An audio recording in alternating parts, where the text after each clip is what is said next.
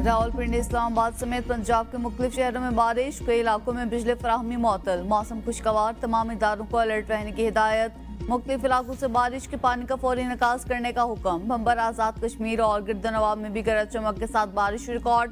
केरथर पहाड़ी सिलसिले से बारिश का पानी हुब नदी में दाखिल। हुब नदी में सैलाबी रैला आने से मुतबादिल रास्ते को जुज़वी नुकसान पहुंचा।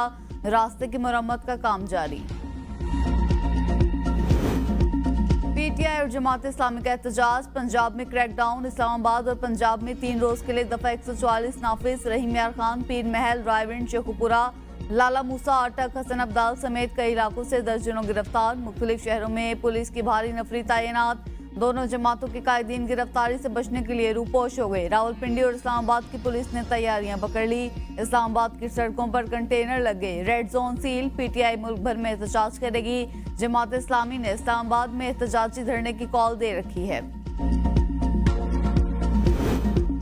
पीटीआई की इस्लामाबाद में एहतजाज की इजाजत न मिलने के खिलाफ दरख्वास्त पर समाअत आज फिर होगी। इस्लामाबाद हाई कोर्ट ने जिला इंतजामिया को नोटिस जारी करके जवाब तलब कर लिया।